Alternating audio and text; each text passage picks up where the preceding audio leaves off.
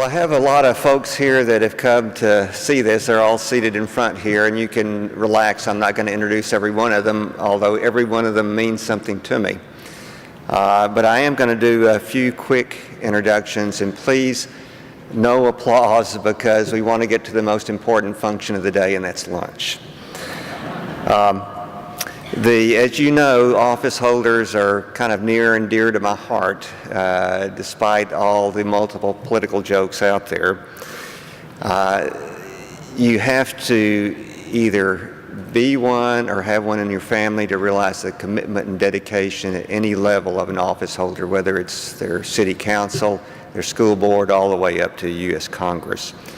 And so some of these people are here. Some of them will be attending the luncheon, but I'm going to mention all of them by name. Senator John Cornyn, who was a friend of mine way back from Trinity. I'm going to mention some state legislatures. Now, the state legislature is kind of like A&M. There are no ex-Aggies, well, there are no ex-state legislators. So some of these are in office, some of them are not, but we should offer them our appreciation. The Honorable Rafael Anchia, the Honorable Tony Goolsby, and I want to say something about his wife, Toppy. I'm a member of the Legislative Ladies Club. I'll give you some advice. Don't ever ask him why it's not the spouse club. But Toppy, when you walk into a room filled with a couple of hundred women, it's always nice for someone to hold your hand, and Toppy did that. The Honorable Harvey Hildebrand, the Honorable Chuck Hobson, and Billy, his wife, also is a hand holder. The Honorable Mark Shelton, who, as you know, is a physician who now wears ties instead of straight ties instead of bow ties. He's a pediatrician, but his wife Marianne has also helped take care of me. And the Honorable John Zerwas, who's an anesthesiologist, and the first time I met him, he said, "Well, I actually like surgeons," so that went over great. And I have appellate judge Terry McCall and district judge Steve Alice. It's always nice to have friends that are judges. And then there's a fourth branch, if you remember your civics lesson, that's the lobby. And that's kind of a pejorative term nowadays, but actually the lobby, if it's done right, provides a very valuable function. It allows organizations that would never be represented in the legislative process to be represented, including medicine. Well, this lobbyist that's here today is someone that I've known since the 4th grade. We went all through school together, through high school. We went to Trinity University together. We roomed together for 4 years. We were both heavily involved in politics. Those were the campus political wars down there. At that time, I think, that was the Vietnam era. Maybe 1,500 campuses were bombed during our last year there. We had many adventures, and I guess you might say misadventures together that would never ever tell you. At the end of the time when I was finally accepted to medical school, I said, I'm going to get a real job. I'm going to be a doctor. Well, he did pretty well for not having a real job. He got out and ran Billy Clayton's campaign for speaker, was successful, went into lobbying, introduced the first lobby techniques, modern lobby techniques, to the Texas legislature, much to their amazement, I'm sure. He now is paid to think, which is a scary thought. And he lobbies for the lobby. And Jack Gullahorn, thanks for being with me once again. Appreciate you. Next, it's unusual to be able to go back in time to thank somebody that meant a great deal to you, and I've got that opportunity today. With me today is my old chief of the service, the head of the Department of Otolaryngology at Baylor College of Medicine back then, Dr. Bobby Alford, who has dedicated his life to the Baylor College of Medicine and to otolaryngology. He's been about every office holder nationally in otolaryngology you can be, from academy president on down. The chair at Baylor now is dedicated to him and in his name. He taught us the science of medicine, but also the art of medicine and what it truly means to be a patient advocate. So, Dr. Alford, I appreciate you coming today. The next person I want to introduce to you or really I introduced to you 2 years ago that I want to mention is Dr. Virginia Conley. She was given the Distinguished Service Award 2 years ago at the age of 99. You may remember she was one of the first women, a true pioneer for women, was one of the first women at LSU Medical School, was one of the first women in ear, eye, nose, and throat, a surgical specialty at that time. She was one of the first women that came back to Abilene to practice. She was one of the first women that was president of my county medical society the year that I was born. A truly amazing lady. She got up here and gave you a speech that she wrote and delivered herself that talked not about the past, but about the wonderful future that we had with all the opportunities that were coming along to help treat and cure our patients, and now we should thank God for that opportunity. Well, I want to tell you today that at the age of 101, she's back here again as my honored guest. Dr. Conley, would you stand up for me? Thank you.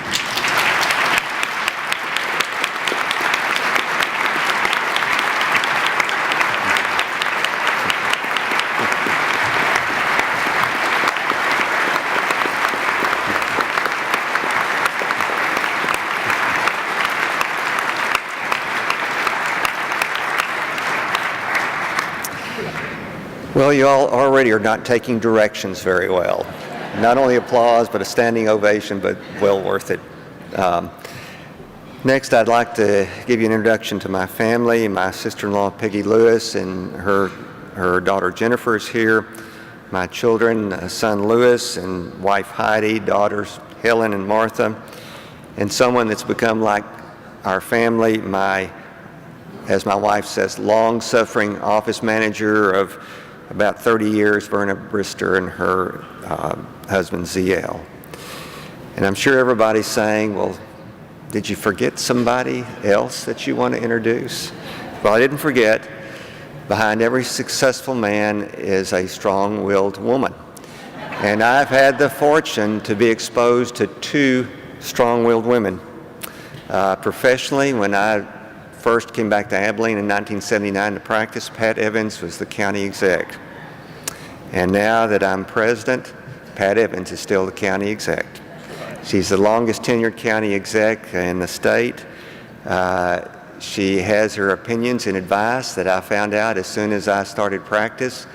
She still has that, and Pat, I'll tell you that I've accepted 99% of that, and I'm not the only one that she gives that advice to. When I got elected to the Board of Trustees, Lou Goodman said, well, doctor, it's nice to see you here, but what does Pat think? So thank you for all those years of advice, Pat, and I know you'll continue it. The next person I want to do is introduce to you is a lady that I met in Houston in 1975. Actually, I met her through her mother. We went to church. I went to church together when I was a resident with her mother, and her mother invited me home for dinner. And you know, a resident never turns down a free meal. But she didn't tell me about this beautiful, eligible daughter that she had. And 5 weeks later, we were engaged. About 7 months later, we were married. When we left there, she was director of the St. Luke's and Texas Heart Institute ORs, the largest group of ORs in the country. She worked directly with Denton Cooley. And I finally convinced her to come back to Abilene with me, which she didn't know at that time, which of course is the center of the universe. She didn't stop working then. She built one of the first ambulatory surgical centers in the state of Texas. She did everything that, as you know, a spouse of a physician has to do, covering for you with family events, with meetings, and on and on. She was my son's soccer coach, even though she knew nothing about soccer. But I never, ever asked her to take my place on a Boy Scout campout. She went on and got elected to the school board, and things changed for me because soon I was known as Mr. Susan King. 8 years ago, she was elected as state rep, and I continued my role as Mr. Susan King. I guess, in a way, I should introduce her as the Honorable Susan King. I'd like to introduce her, at least for today, as Mrs. Austin King, but I'll introduce her just like I have to you for many years, my wife, Susan.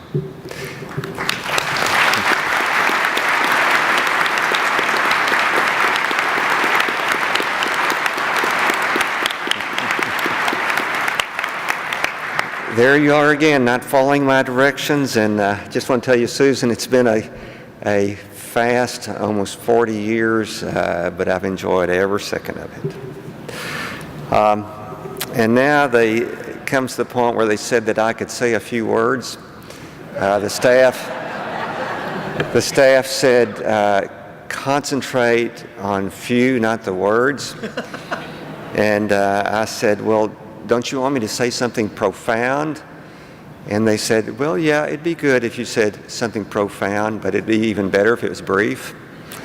So here I am, profound and brief, and I'll let you make that decision what comes along. I thought at first I'd tell you about the TMA, because we're approaching 48,000, probably 49,000, maybe 50,000 when I end my term. TMA is the largest, the most organized, the most powerful, and I think the best state society in the country by far. We swing a hammer in Texas and we make a few dents nationally. We're the leader of the 8-state coalition where we lobby on the national level. But the problem is you all already know all that. So I couldn't tell you that. I could talk about Project Prestige that I'm trying to develop with the TMA staff, because I think physicians have been marginalized out of the healthcare debate. But every time I practice that speech, and it's really a great speech that I wrote, I thought back over and over again to an encounter I had about a year ago after I was elected in the surgery lounge by a physician who came in. And we all have reasons to be grumpy: EMRs, ICD-10, Affordable Care Act, managed care.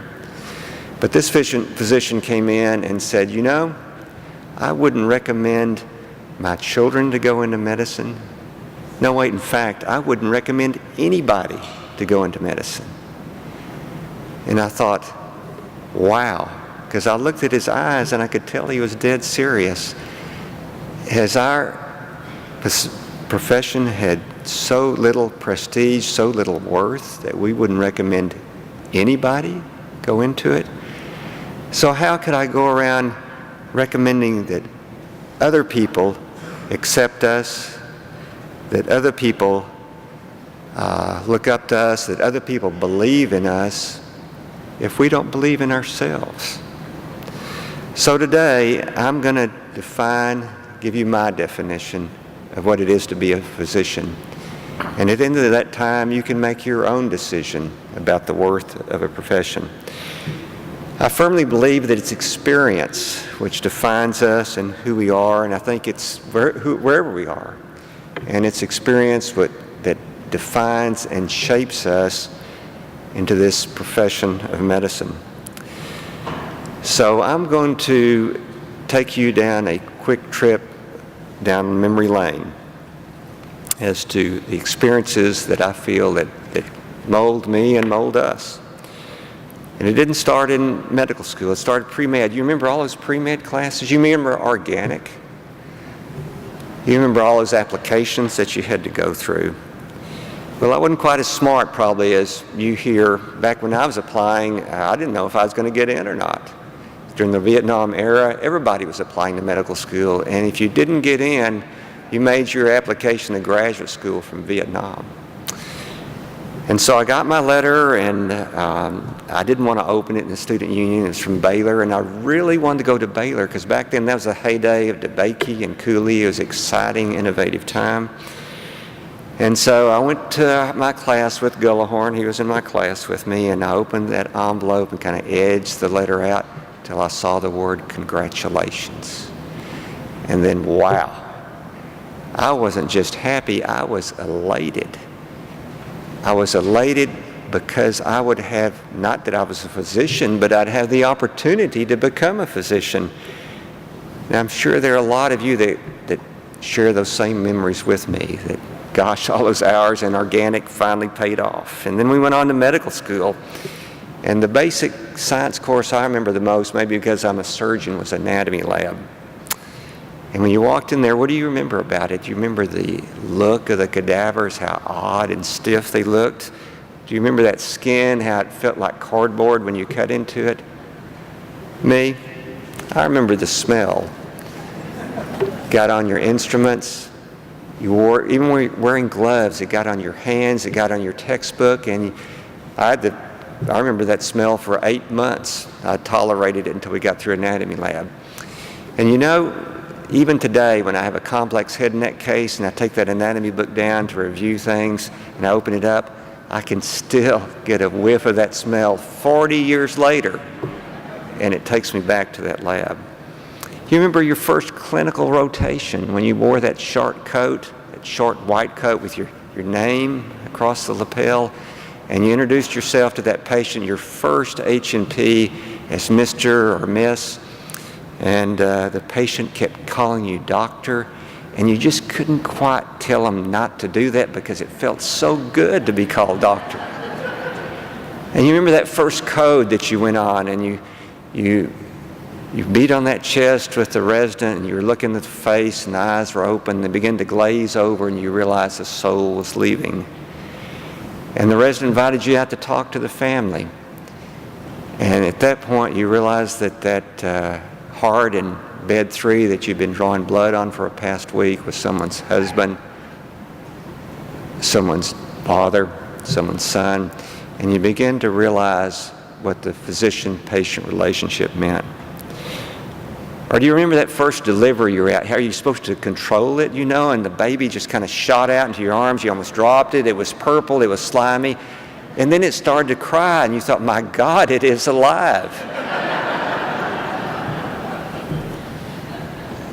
I had a good friend of mine that was an ENT resident at the VA when I was a medical student, and he invited me over to the clinic there, and he said, I want to show you something. And there was this patient laying on the table with a microscope looking in his ear, and the first time I'd ever looked at an ear in a microscope, and my gosh, you looked at it, the eardrum was translucent, you could see the ossicular chain. I mean, the only term to use, it's beautiful. And then I looked at the opposite side, and it was kind of cloudy and had a bunch of bubbles in it.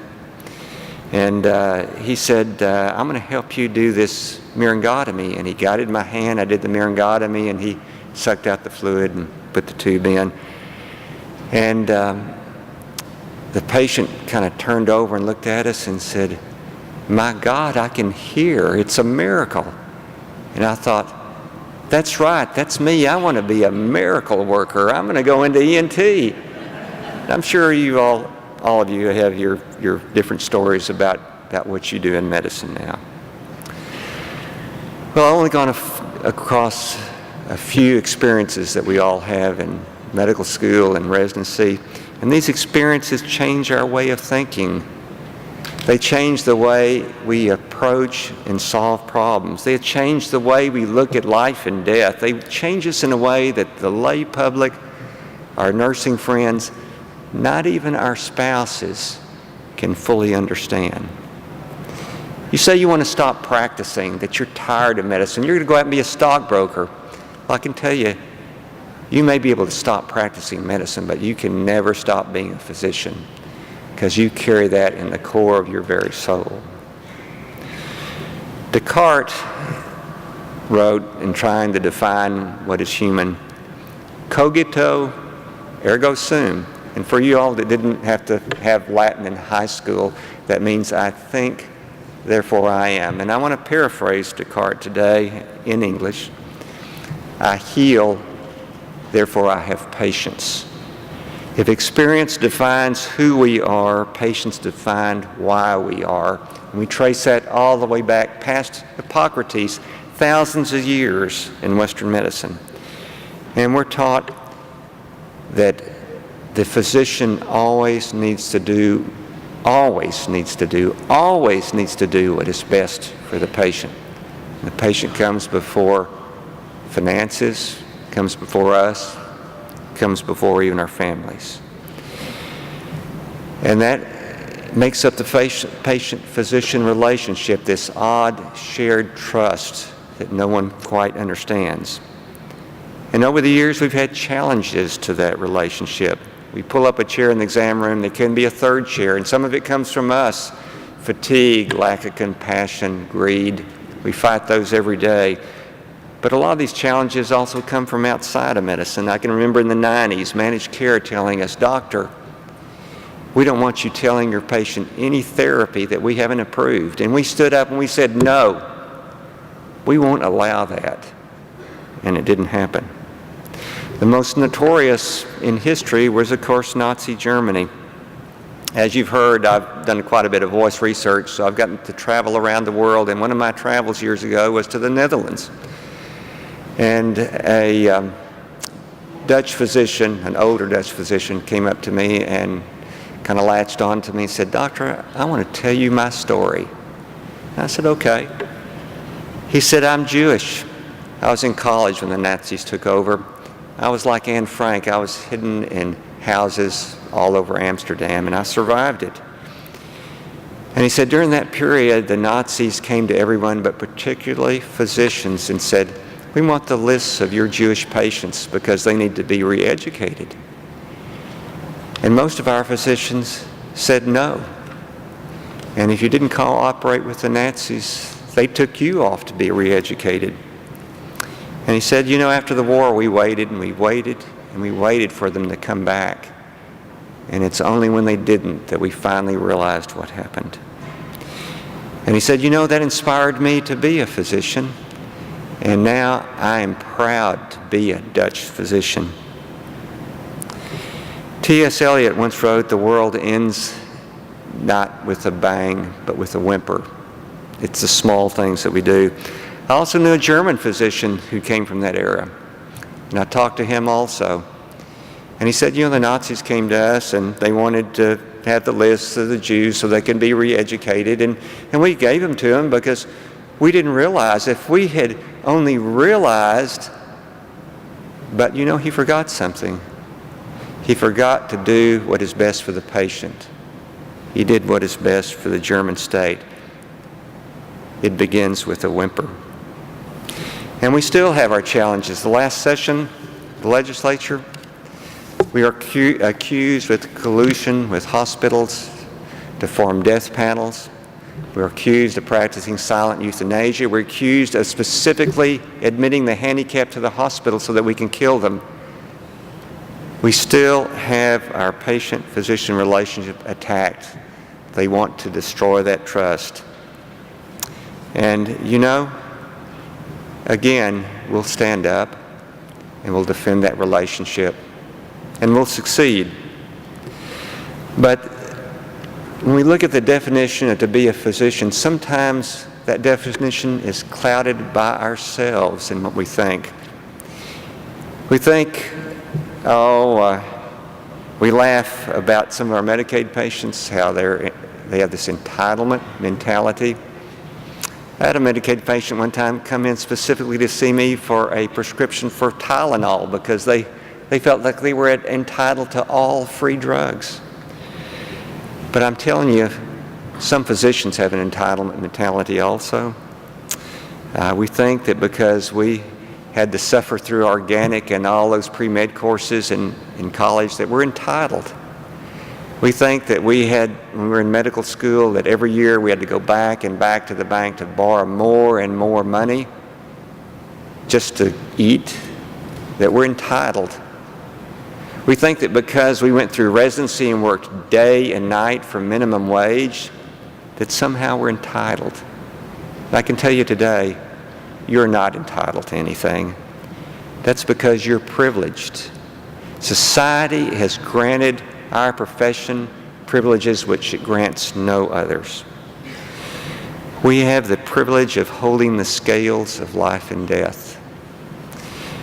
We have the privilege of being at the very beginning and the very ending of life. We have the privilege of accessing emotions, the very deepest emotions of humankind. I can tell you that I've had patients tell me things they wouldn't tell their best friends, their spouses, not even their rabbi or priest. And I'm a surgeon, not a psychiatrist. Well, at the end of the day, I admit, when that patient comes in, the first patients of the day, and I look in their ear, and they have fluid, and I know I'm going to have to do a laryngotomy, and I start to think, 15 minutes, it's going to put me 15 minutes behind to do this. Why did they come in now? And I forget. I'm a miracle worker. I'll admit that when I go to surgery, and I'm trying my best to get around that cancer, and the hours roll on 2 hours, 3 hours, 4 hours, 5 hours, and I get to thinking, I'm tired, I'm hungry, I need to go to the bathroom. This is a Medicaid patient. They're not paying me enough to even cover my office. Why am I doing this? And I forget. I hold the scales of life and death for that patient. And that patient comes in the middle of the day, and I'm following them for cancer, and I find something. I know they're going to have to get that PET CT scan, and my office manager tells me that dreaded phrase, they're not going to approve this until you talk to the medical director. And I get on the phone, I hold for 5, 10, 15, 20 minutes, and I get to thinking, does this patient know I'm doing battle for them with their insurance company? Do they even care? Maybe I should get that regular scan, the ones that's always approved, even though it won't be the best, but I forget. It ends with a whimper. And then finally, that last patient of the day that comes in, the last 10-minute appointment. And I know this patient because I talked to him last week. I told him that he was terminal, that he was going to die of his cancer. He didn't want to go into hospice, and now he's coming back for a pain medication refill. And I walk in that door, and he's brought his entire family. And for 10 minutes, for 20 minutes, for 30 minutes, he talks about death and dying. And all I can think about is my staff wants to go home. This is my anniversary. I'm supposed to be home changing to go out. And I forget what an honor it is to have someone bare their very soul to me. Well, it's time for each one of you to make up your own minds of your own definition of what it is to be a physician, as you do every day you get up. But I can tell you, as for me, I still think it's a privilege. Thank you.